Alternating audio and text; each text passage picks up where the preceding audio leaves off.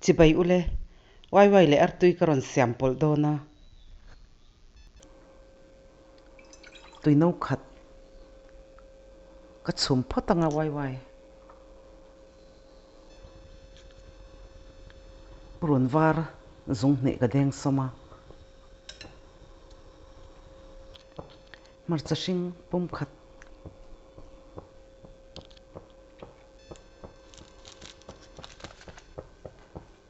masala hi kalau telang marcha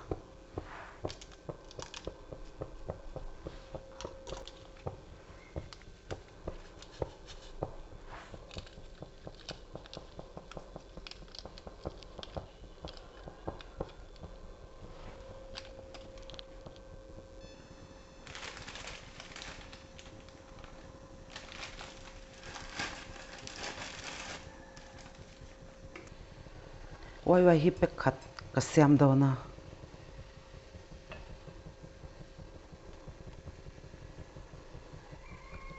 ka chung min ve photanga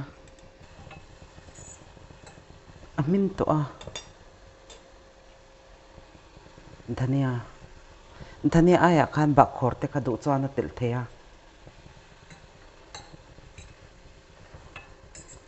tui po alo kang to a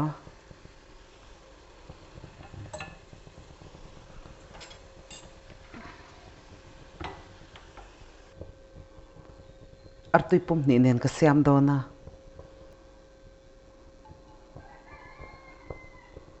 tablespoon khat vel tel ka tela ar tui a hian chi in ka lo chokang du chan chili powder te kha atel theya nia tel po lo lum ve to a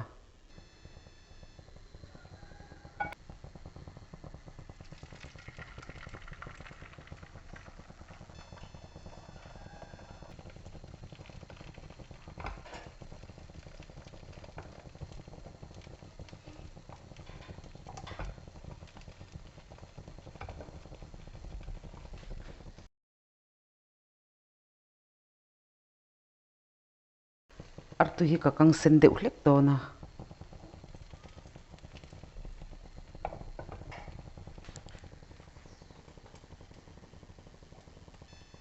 aro to ani ar tui hi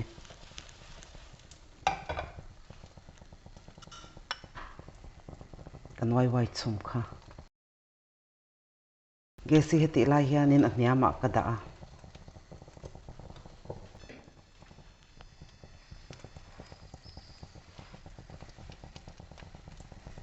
heti ar tui han khe che hian dim hi angai ve lu tuka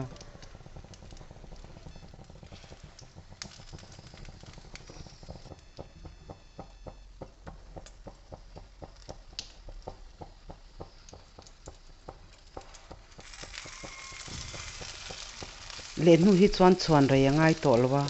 kan chuan rei lu tuk kha chuan wai le a ar tui te kha aro veng ti hlo oma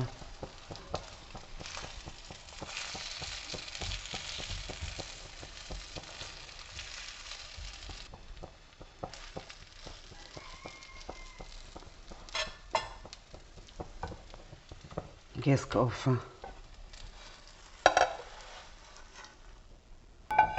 tui melasin thain ti zong te ni chuan in lo siam ve do na nia ka chana min lo thlir saka wangin ka lo me